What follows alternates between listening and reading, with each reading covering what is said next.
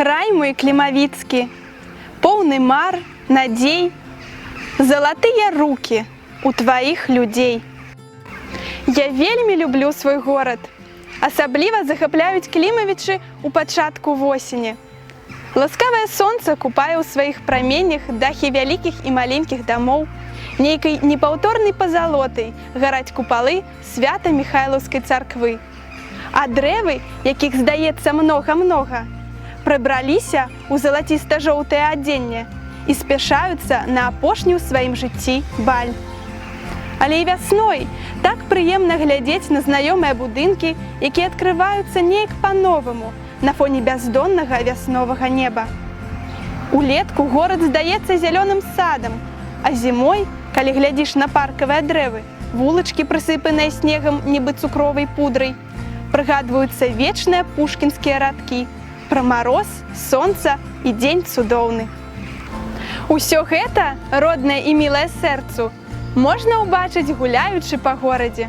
Пойдзеш ад 3-й школы прама, адразу ўбачыш дом піянеру, потым бібліятэку, музычную школу, парк.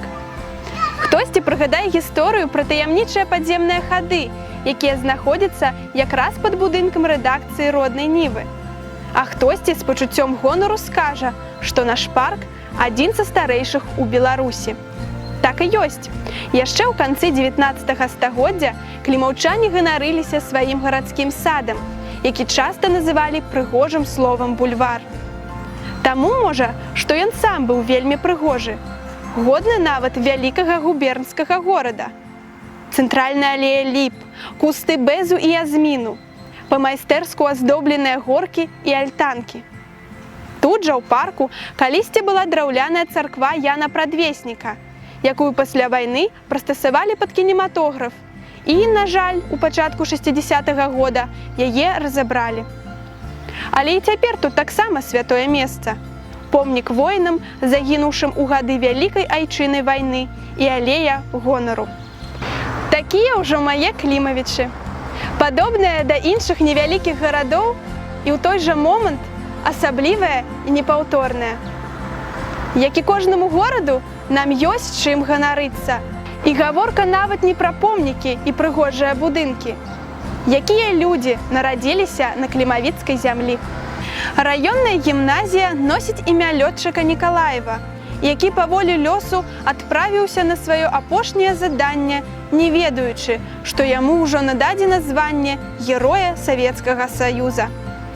Памятная гранітная дошка на фасадзе нашага музея устаноўлена ў гонар сусветна вядомага мастака Роберта Львовіча Геніна. У нас таксама нарадзіліся Міхаіл Мікешын, мастак і скульптар, які вучыўся ў лепшых настаўнікаў Расіі і Еўропы. Яго скульптуры стаяць у Новгарадзе, Кіеве і Санкт-Петербургу. Наш земляк Іван Новікаў напісаў цікавы гістарычны твор «Руіны страляюць ва ўпор», па якому нават знялі фільм. Пра славутых людзей можна казаць многа і падрабязна. Гэта толькі частка імёнаў, але нават ад ведання гэтага захоплівае дух. Падумайце, мы ходзім па тых жа вулачках, што і яны. Мы дыхаем тым жа паветрам. А ў парку, напэўна, засталіся дрэвы, якія бачыў сам Якуб Колас, калі прыязджаў чытаць лекцыі клімавіцкім настаўнікам. Па ціхіх алеях парка праходзіў і Аркадзь Куляшоў, калі адносіў свой першы верш у рэдакцыю клімавіцкай акруговай газеты «Наш працаўнік». Вось такая мая малая радзіма.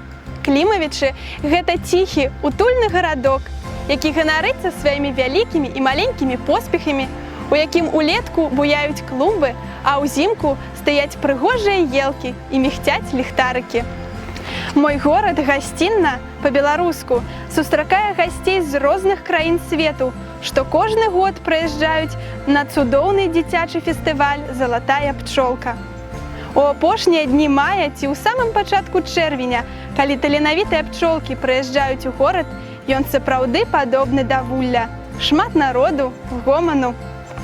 Клімавічы, мілы сэрцу куток, самы дарагі, самы шчымлівы. Горад з душой, якая чымсьці падобная да маёй.